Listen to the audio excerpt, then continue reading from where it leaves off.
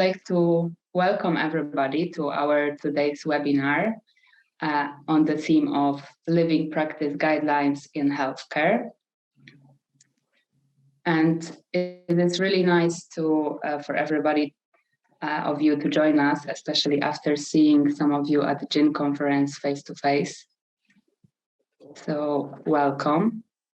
The agenda of today's webinar is: first presentation will be a framework for the development of living practice guidelines in healthcare, and then GRADEpro features that enable the creation of and updating of the living guidelines and recommendations. So we have a huge pleasure to have Elie today with us, our guest speaker. Elie A is a professor of medicine at American University of Beirut, where he serves as the Associate Dean for Clinical Research, leads the Division of General Internal Medicine and Geriatrics, directs the AUB GRADE Center, and co-directs the Center for Systematic Reviews on Health Policy and Systems Research. His research expertise is in the systematic reviews, practice guidelines, and conflict of interest. He serves as a guideline methodologist, including for the WHO.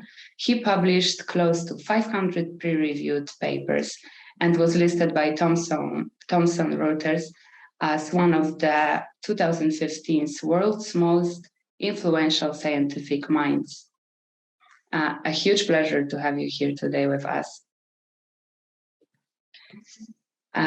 Second, we will have the presentation of Artur Nowak, who is the co-founder and the CTO of Evidence Prime, and he helps the brightest minds answer the most challenging questions in healthcare through his work in the area of artificial intelligence, especially in the context of systematic review automation. We also have Bart Dietl with us. He is a head of product development at Evidence Prime, and he provides the pioneers of evidence-based medicine and the GRADE method with new solutions and leads the process of creating new tools that facilitate the guideline development process. So that's it, and I would like to give the floor to Elie.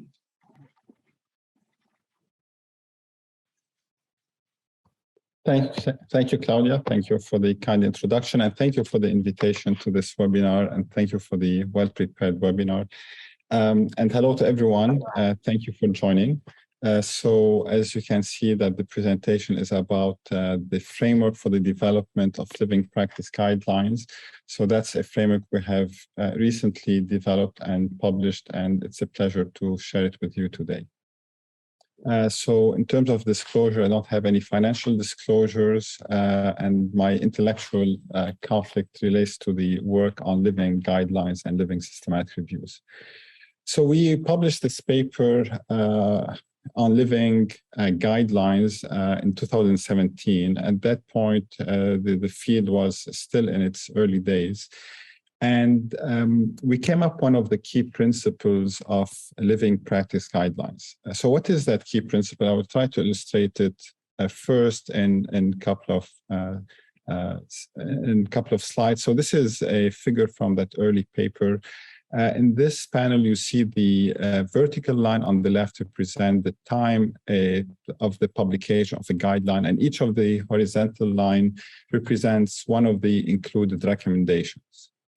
The length of that horizontal line represents how long each of recommendation remains up to date. And it is kind of expected that different recommendations will remain up to date for different periods of time. In a classic guideline update, you would choose to update that whole guideline after a period of fixed period or a variable period. So let's say after a year or 3 years or 5 years. So imagine if we do it maybe on the early side, after 6 months or 1 year, you will see that update, for that update, the 3 recommendations with those red lines or dots are the ones that actually became out of date by that time. So the update was actually appropriate for them. But for all the remaining recommendations, it was a bit too early. So imagine the amount of times and resources wasted on that update. So that's why it wouldn't make sense to update too frequently. You could say instead of updating every 1 year, I'll do it every 5 years, for example, or 3 years. But this is now we are under the panel C, where, okay, we haven't wasted too much resources in terms, or, unnecessarily, but you can see that for some of the updates, it's coming a bit too late, particularly for those recommendations with the red dots on the left-hand side, they have been out of date for a while. So the key principle that came out of this is that in a living guideline, the unit of update is the individual recommendation and not necessarily the whole guideline.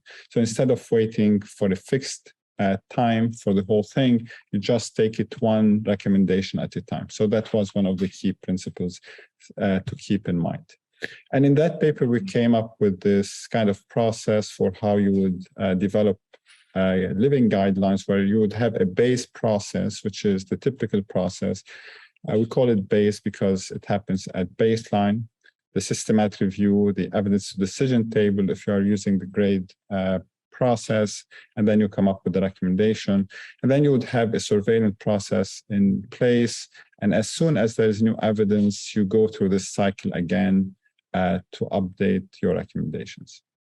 So with the huge expertise that our community has had with the COVID-19 pandemic, we thought it would be good to update that framework and come up with a more detailed framework for different purposes. First, to guide developers in terms of how best to develop living guidelines, but also to guide the research work around this area. So this is when we did this work. I'm showing the names to acknowledge the contributors. So we published this a couple of months ago, and we have the Living Guidelines group was about 50 experts in different disciplines of relevance to the topic from around the world that contributed to this work. So, real appreciation for this group. So briefly, these are the methods that we used. So first, in step 1, we had some background work, scoping review of handbooks of guidelines. We went and analyzed a number of living guidelines. Then we developed a draft for this document. And then we took this first draft. We brought the group of experts, had a first online survey, went back and integrated their feedback. And then we had a number of online meetings to have the final draft. And this is what I will be presenting today. In terms of definitions, the first definition that came out of this effort is that a living recommendation is a recommendation that is kept current by an optimized guideline updating process that accounts for potentially consequential evidence as soon or as shortly after it becomes available. So you will see that a focus is really on the process that is optimized. As you will see, the process itself is not new. So the living guideline is not a new process. It's the typical process that we use in terms of the steps that we follow. It's optimized. And then it accounts for what we are calling potentially consequential evidence. Consequential in the sense that not every new trial that comes out will affect an existing recommendation. It will depend on the size of that study, whether the results are consistent or not with the previous existing evidence, etc. And we say potentially consequential is because at some point, initially you wouldn't know whether it is consequential or not. You have sometimes to go through the process to make that judgment. Initially, we thought that living recommendation should be kept up to date on what was called continual basis. But now there's more realization that maybe that's not always feasible. It's ideal, but not feasible. So people talk now about soon or shortly after it becomes available. So there's more pragmatism in this definition. And now a living guideline is simply defined as a guideline that includes one or more of these living recommendations. Whatever is in blue is a copy-paste of the above text, just to focus that the point that the definition is really about the recommendation and the guideline is that collection of those recommendations. Another concept that we include in this paper is we call it the living mode parameters. So these are the methodological aspects that characterize the living process, so that optimized process we talked about. So this is how frequently you conduct the different steps and any triggers for conducting those steps prior to schedule. So one example is you say, I'm going to update my search every 3 months.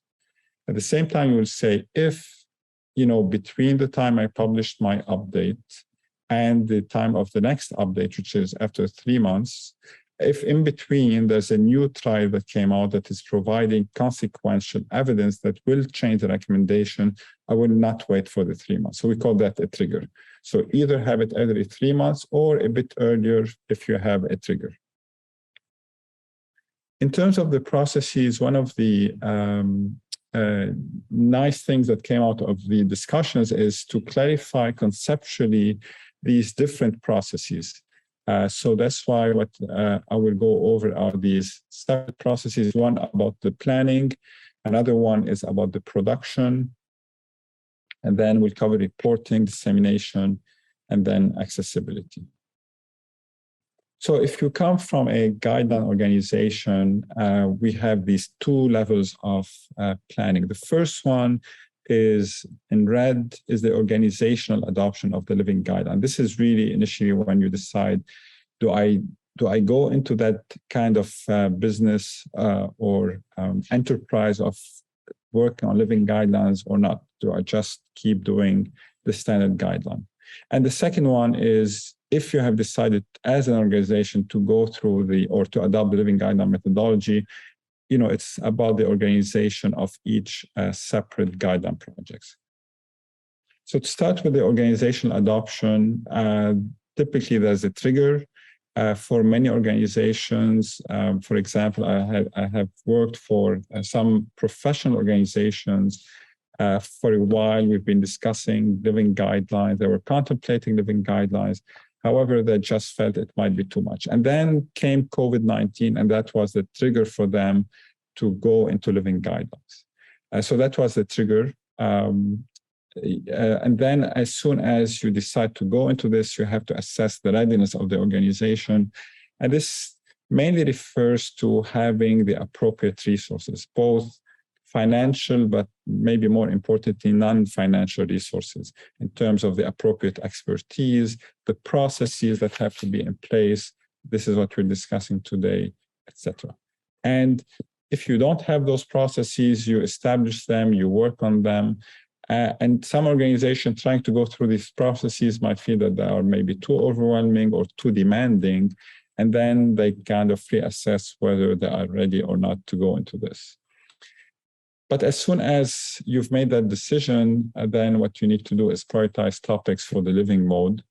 And then in the paper, we go over some of the criteria for, how do you prioritize the questions for the living mode. Assuming that you have prioritized a topic, this is when we get to the second row of figures. Obviously, like any guideline, you develop a protocol, but here you need to determine what are the living parameters. So the living parameters, I've mentioned the frequency of the search, but these also could be the criteria for which you consider the evidence to be consequential. Is it that the effect estimate is significantly different? Is it that the certainty of the evidence has changed with the new evidence? You might have also parameters for retiring the review. When do you decide to go from the living mode to the standard mode? Once you develop that protocol, you assess the capacity for and sustainability of the project. One of the challenges we've seen with the living guidelines during the COVID-19 pandemic, and you might also have observed this, is that you have some projects that are, going well, publishing updates, and then at some point, there's no more resources, the budget has expired, there's no further funding, and this is where the project stops, which might be okay. But then what we're saying here is that as you plan your living guideline project, you need to assess your capacity and the sustainability. And then you have to form the living working group.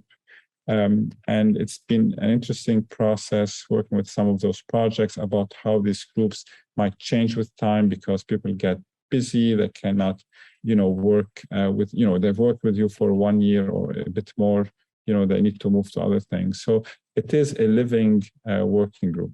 And with this comes some challenges with authorship, conflicts of interest, and we could discuss this a bit later. And as with any guideline process, you have to prioritize the PICO questions, which ones to address using a living mode. And you could conceive a process where you say, for this topic, I have 10 questions of interest, and then you judge that maybe just 2 of them require a living mode, but for the other ones, you just do the basic or the base recommendation, and then you will use the standard approach of updating them after a specific period of time. Assuming that you have prioritized a number of questions, the next graph will show what happens with only one of those questions. And this is the production process. So this is kind of a busy process. So I'll take you through this step by step. So let's start from the left-hand side, which is the green one. So the green part is when you initiate the living mode.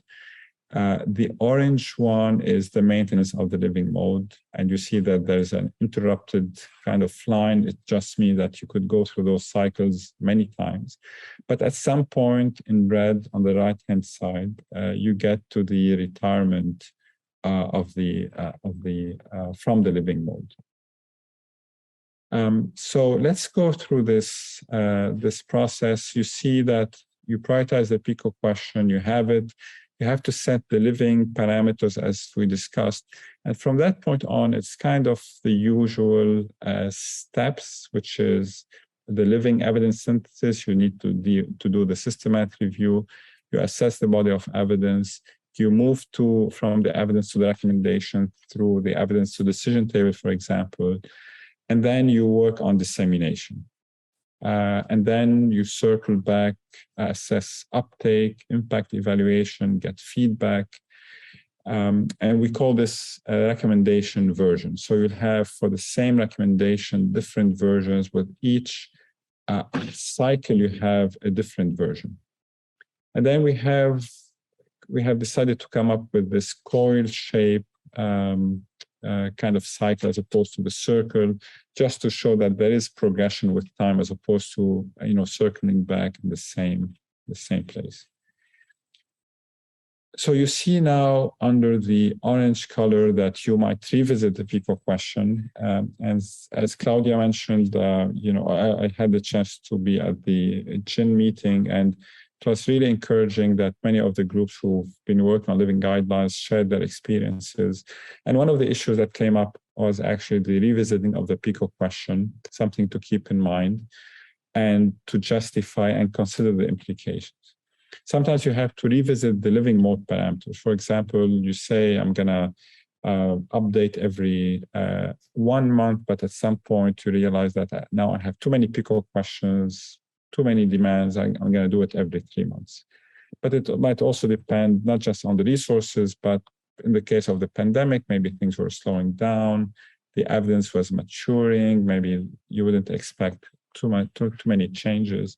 So you could revisit those living mode parameters.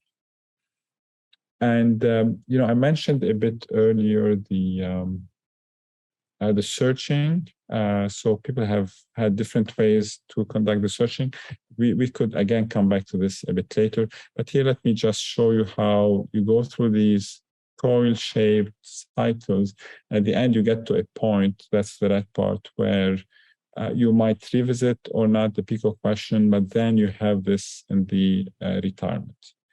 And retirement doesn't necessarily mean that the recommendation is being retired, because the recommendation. So imagine a question I think the simplest example is steroids for COVID-19, where at some point we had enough evidence to say we have high certainty or moderate certainty evidence, I can't remember, but high enough certainty evidence to have a strong recommendation. So at that point, there's no need to keep monitoring the literature on a continued basis. The evidence is mature. The recommendation is very unlikely to change.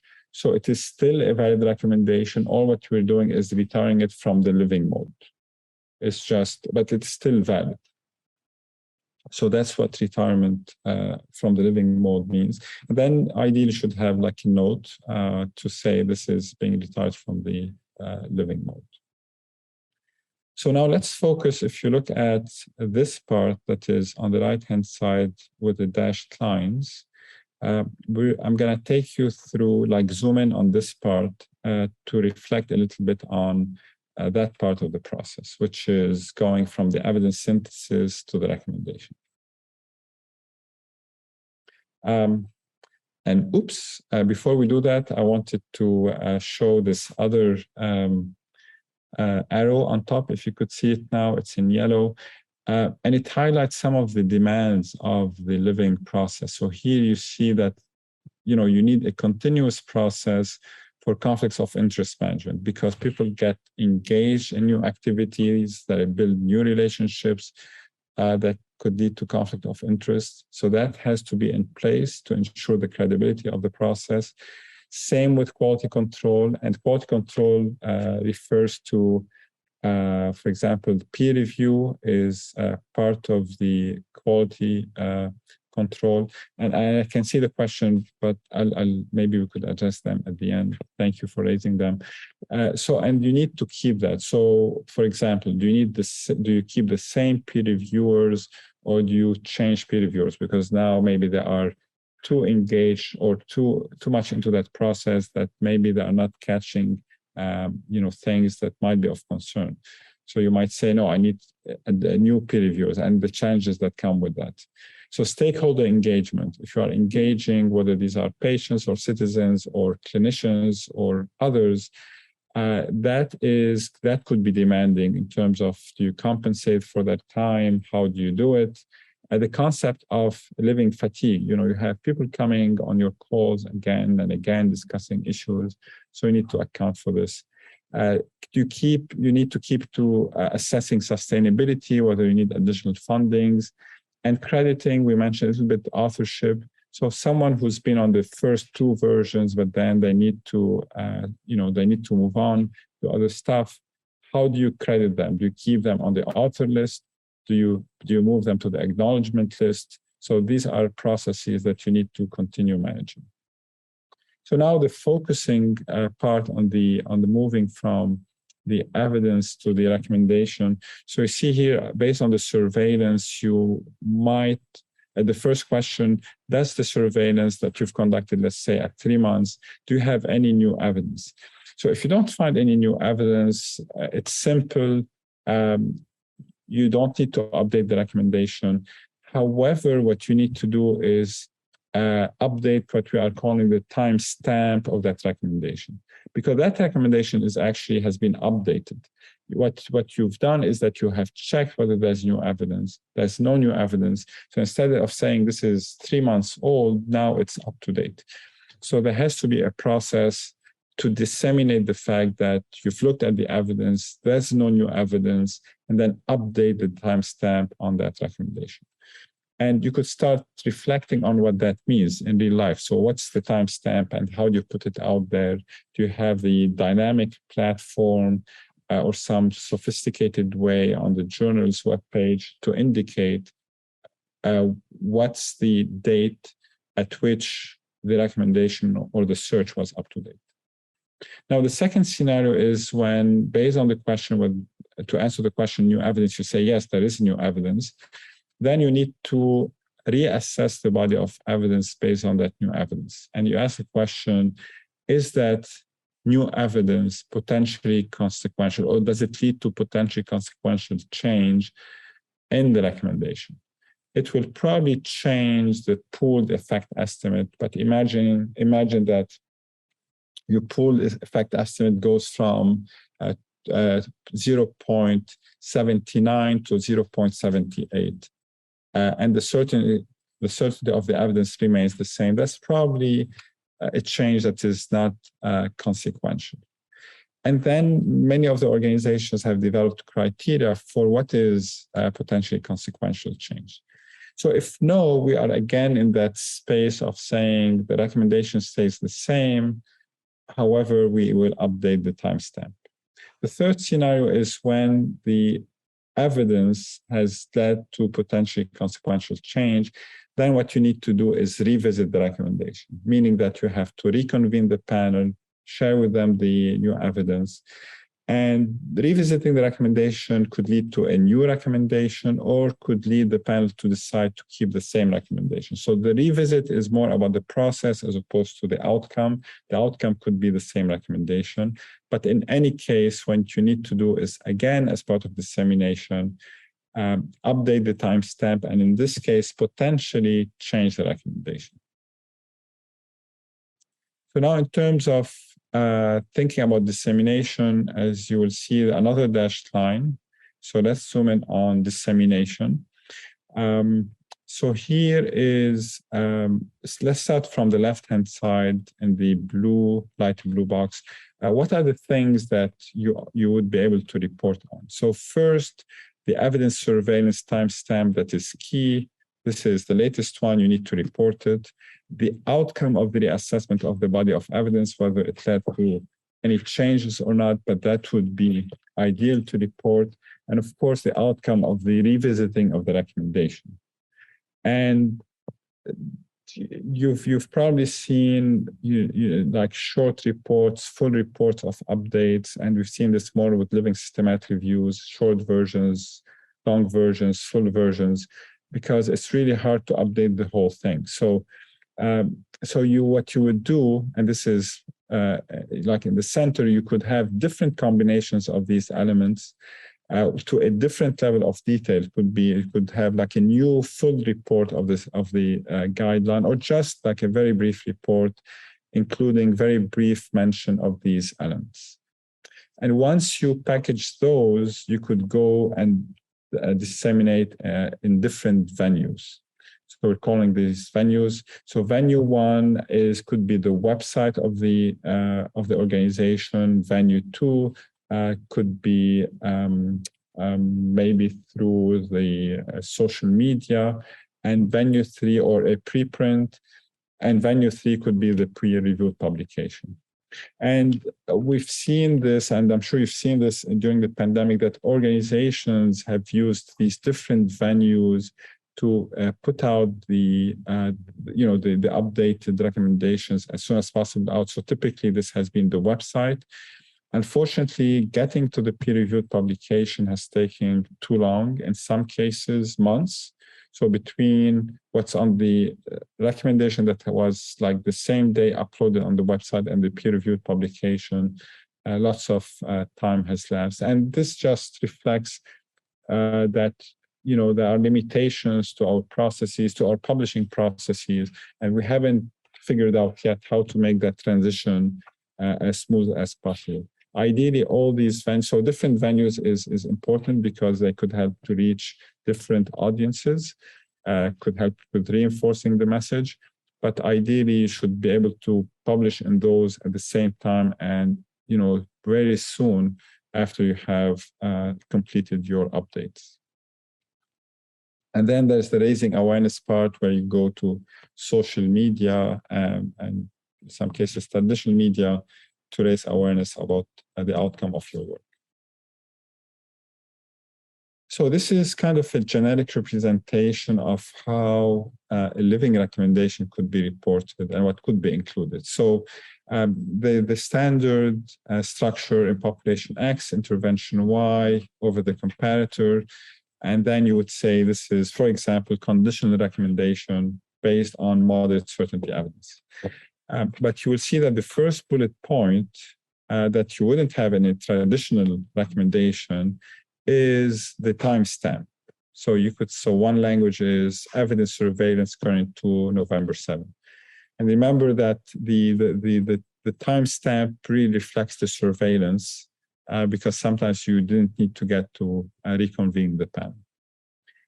If there has been a revisit of the recommendation, sometimes it's important for the reader to understand whether this has been modified or not, because if it has been modified, this is maybe a sign for them that maybe they should go and read more about the justification, why the recommendation was changed, so they can better interpret the change and apply it.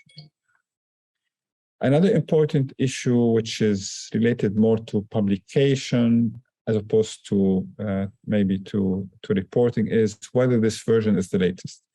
So there's the concept of which version do you land on. So you are Googling a certain topic. We mentioned steroids in COVID-19, and then you land on a recommendation. The big question is, how do you make sure that this is the latest version and not a previous version?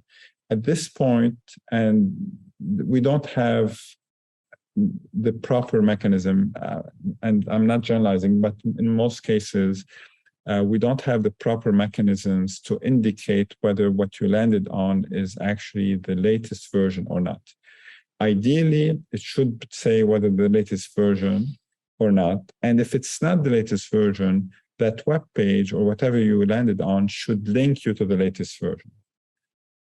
And that is important. For example, when you look at peer-reviewed publications for recommendations that have been updated 3 or 4 times as PDF, this is currently not possible. And talking about accessing which version, an important point to keep in mind is versioning and accessibility. So we have 2 views. So first, you have, for example, in this case, you have 6 recommendations. Some ABC started initially, were updated few times. Recommendation D, E, and then later G were added later. So you see that there are different versions. So the recommendation view here on top is when you are able to look at one recommendation and then explore previous version.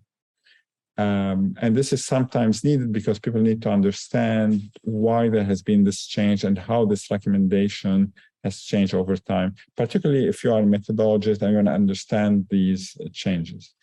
But then there's the guideline view, and this is typically more the view of the user. If I'm a user and I want to look at the recommendations about the management of COVID-19, I want to see the latest version of each recommendation in that guideline. And this is the guideline view. I want to see the latest version. And the different venues of publication typically do not allow you to have both. And sometimes either to have, you're not even able to have either one. It takes, you could do it, but it takes much effort. So the ideal publication platform is a platform where you would be able to have both the recommendation view, meaning to go back and dig and compare with the previous version, but also have the guideline view and say, I want to have a look at the latest version of each recommendation. So to finish this part, wanted to maybe address a few points. So first, that the framework is intended to help guideline developers in both planning and conducting their living guideline projects. It's a high-level view, as you can tell. There are many details that would still be sorted out. And what we are seeing is that there are many papers that are coming out and will be coming out about different experiences of different groups. So hopefully, as a community, we can build on this to get to a better level of detail. The other point is that this framework can be used to study the methods of conducting, reporting, and disseminating living practice guidelines. And I think that's important. And actually, the way this started is that like a couple of years ago, we conducted a survey, a method study of living systematic reviews. It was very challenging because we started developing the data abstraction form, and then you get confused with the concepts. Is this about developing? Is it more about reporting? Is it reporting versus publishing? So things get messy. So when we decided to start a methods project about living recommendations, we said, okay, the first thing we need to do is come up with a clear framework, and based on this framework, we develop our study. And this is actually what we did. This was the reason behind this. It provides us with conceptual clarity about these different steps. An important point is that this framework builds on the Ginn McMaster Guideline Development Checklist. As we said, it's not a new methodology. It's just it's the same methodology for developing guidelines. It's just the enhanced process of developing those guidelines. And then the last point is that further development and research work is needed to address the process details, as we've discussed. So hopefully we're heading to that direction. So this is an acknowledgement of the group that has worked on this project, particularly the Living Guidelines group members. I don't have them listed here, but they are listed in the publication. So this is about 50 experts who've contributed their knowledge and experience and expertise to get us to this output. Thank you so much. Thank you, Elie. This was a really interesting presentation. We have a few questions. Also, I would like to encourage everybody, if you have any questions, please feel free to ask them. First question is, could you clarify the main purpose of uptake and impact evaluation in the figure 2? Yes, thank you for the question. So I just mentioned that this process is built on the traditional process of developing guidelines, which in our group, we follow the Ginn McMaster checklist for guideline development. We have like 18 steps. And one of these is about, uptake and impact evaluation, which is, going back to the target users, assessing whether they've adopted the recommendation, whether they have concerns, and ideally you want to check whether it has impacted practice. And the concept of quality improvement, quality assurance, having performance measure. So ideally this should be part of the process. I have to say that many times as guideline developers, we neglect those later parts of the process, but they are definitely essential. And if I hope I have answered the question. If not, please let me know. Thank you. There is another question. Could starting an update due to a potentially consequential change bias the group towards changing the recommendation? Yeah, that's an interesting question.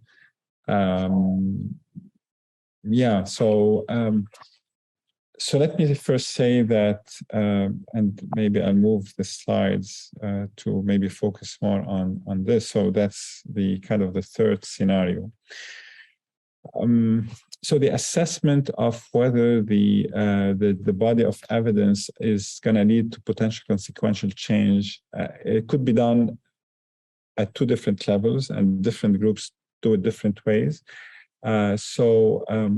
It could be done by the executive team, the core group of the guideline, that would review that evidence, and they would assess, so based on some criteria, assess whether there's a potentially consequential change, and they will go to the panel only if they feel that there is a potentially consequential change. So that's approach number one. Approach number two is whenever there's a new update of the systematic review or evidence synthesis, this is taken to the whole panel.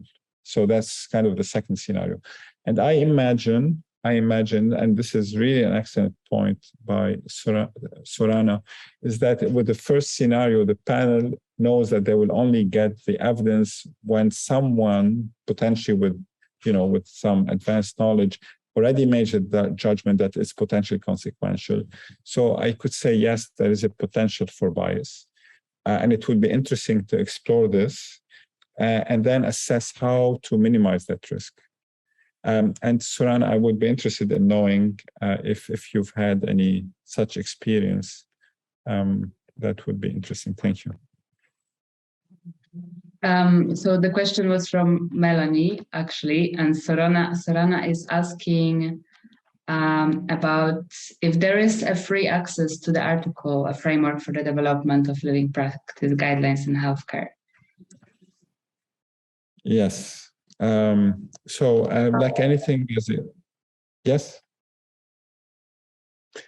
Yeah. So like any process, I think like any concept or methodology, there's a potential for misuse of the terminology. And as you know, there's, no one is willing to police this or should police this. People could use whatever terminology they want. And we've seen this actually with living, we've seen maybe this more with living systematic reviews. So the potential is there. So when we do our method studies about, let's say, living systematic reviews, what we do is that we include what people have labeled as living systematic review, for example, of a living guideline. And then we assess, how frequently they're updated. And you might find out that some of them did not even update or did not have a frequent enough updating. So at that point, you just describe what's happening until there's more clear guidance. I think at this point, as far as I know, there's no clear guidance or very specific guidance of what should qualify or not qualify as a living guideline or a living systematic review. So the second question was about registration and protocol. To be honest, I'm not sure what's the difference between living guidelines and, you mean regular guideline in terms of registration? Okay, I'm guessing that you are referring to the protocol, as I can see now. So I think in my mind that for registration, you probably have to register once. And I see the point about the change in the protocol. I think that any changes in the protocol should be part of the reporting. So actually, just as an analogy, we're currently working on the Prisma extension for living systematic review.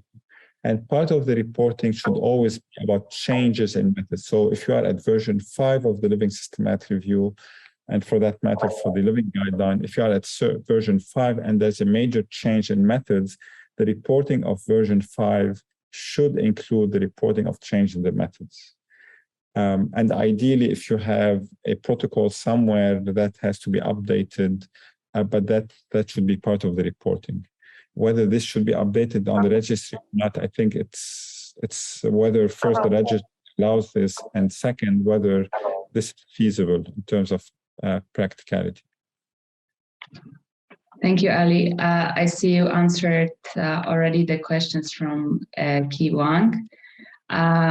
We have another question about where can we register living systematic reviews? Is it Prospero or somewhere else? Yeah, thanks for the question. I think in Prospero, you could register any systematic review and then indicate that it's living. As far as I know, there's no specific registry for living systematic reviews. If any one of the participants or attendees is aware, maybe if you could indicate that. But yeah, I'm not aware of any other registry. Okay, and the last question before we go to the next presentation. Could you please put an example of living parameters? Mm-hmm. Yeah, thanks for the question. So these are, as in the definition, these are the kind of the variables that determine the living mode. Typically, the most, I would say, crucial one is the frequency or the mode of search. So are you going to search every 3 months, every 6 months? And then if you have triggers, as we said, the trigger is when a new study comes out and kind of forces you to update the search even before the planned period of time. In some cases, what some people do, they would wait only for consequential evidence to update the search. They wouldn't even plan for update. They would only do the update if there's consequential evidence. Another living parameter I mentioned is the retirement. What are the criteria for retirement? Another criterion might be the publication or the revisiting of the recommendation, or the publication of a full report. So these different, I would say, criterion that will lead you to move in that cycle. So anything that will move you through that cycle is kind of, kind of setting the speed with which you are moving through this coil shape cycle. Okay, thank you so much, Elie. If we still have some questions, maybe we will have time enough to answer them after the presentation from Artur. So I would like to give the floor to Artur. Thank you very much for joining the webinar.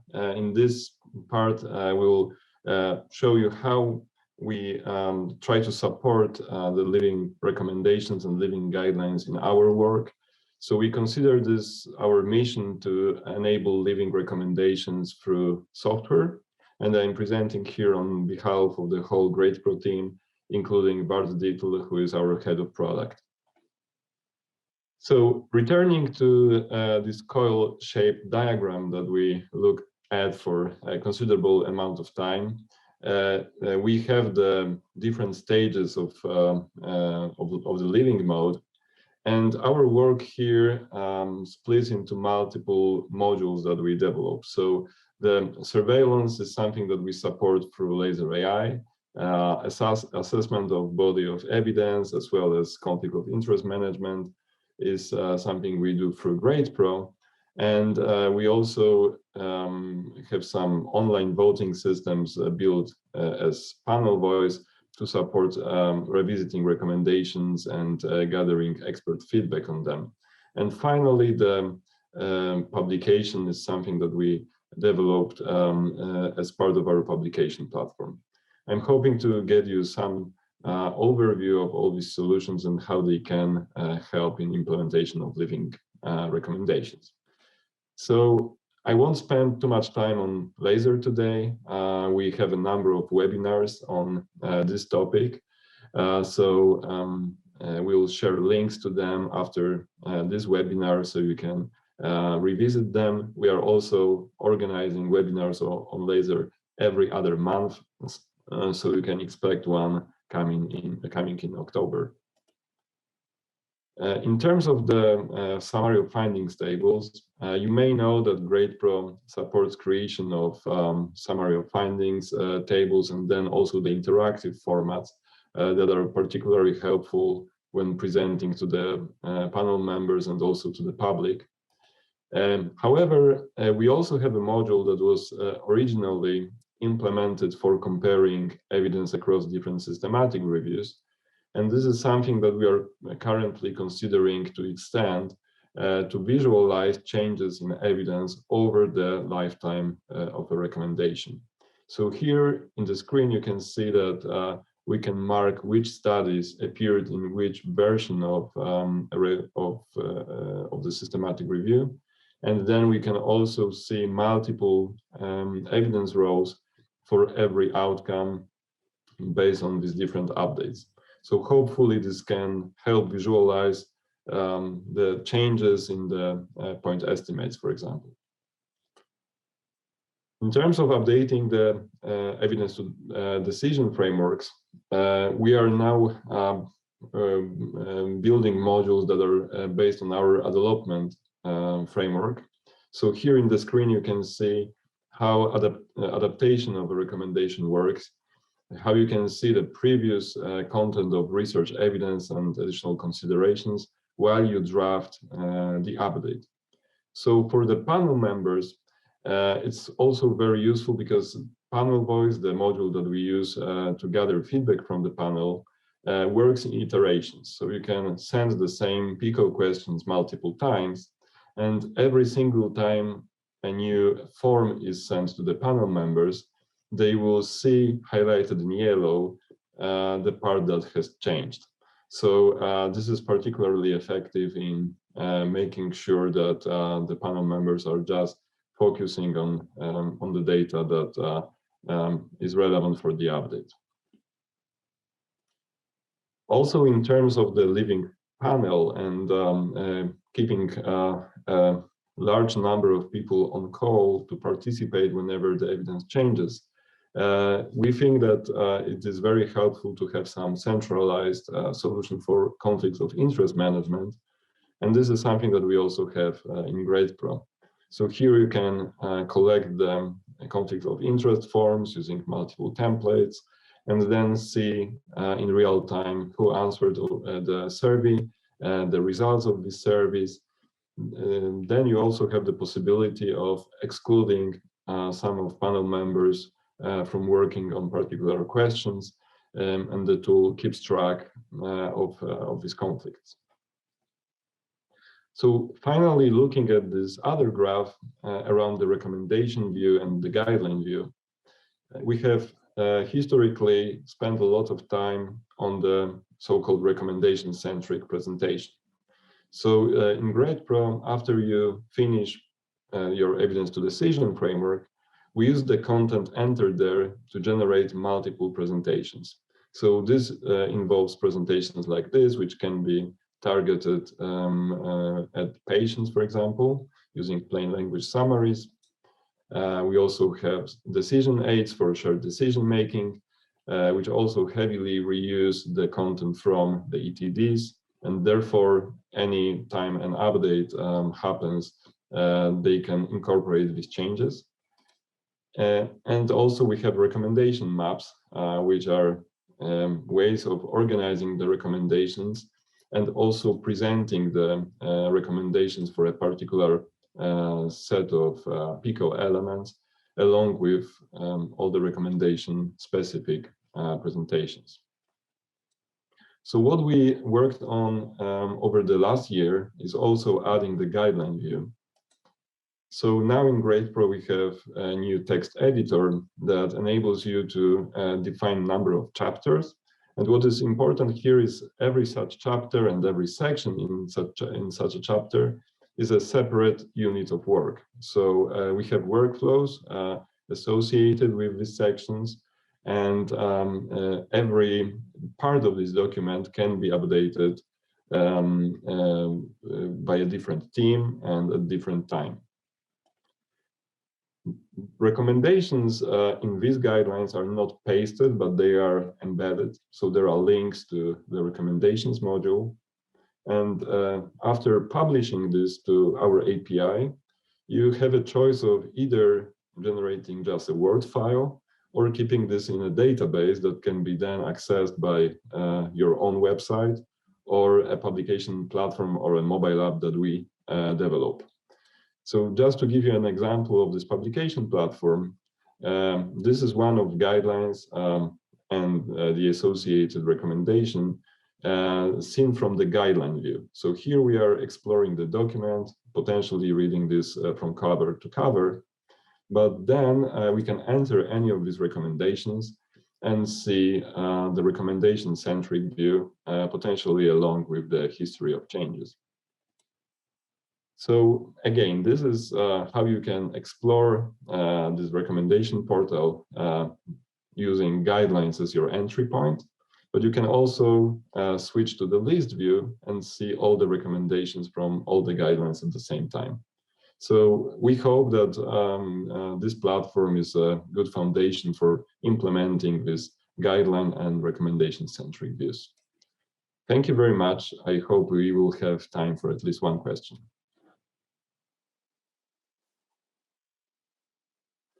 Thank you, Artur.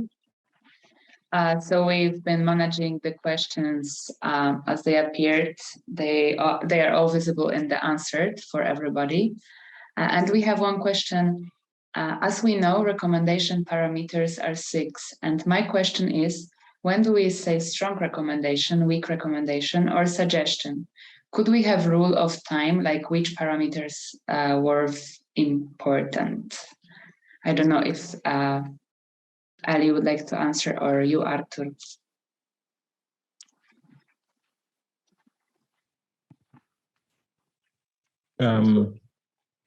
Yeah, I'm just wondering, as more of a clarification, what is meant by 6?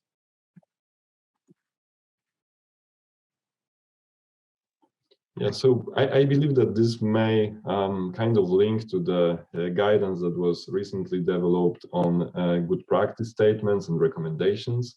I don't know how to answer this question at the moment, but we will be happy to follow up with a link to this new methodology paper on let's say types of recommendations that are not formal recommendations. So neither strong nor weak, and maybe hopefully you will find your answer there. Okay, thank you. And it seems like there is no more questions. So thank you, everybody. And we will send up a follow-up email to everybody with the relevant link. Thank you, Elie, for the great presentation, and Artur also. And thank you for all the team who is supporting the meeting. If you would like to subscribe to our newsletter, you will stay informed about the future events and future webinars. And here are our social media. So please follow us. If you have any questions or remarks, you can also send us an email. So thank you, everybody.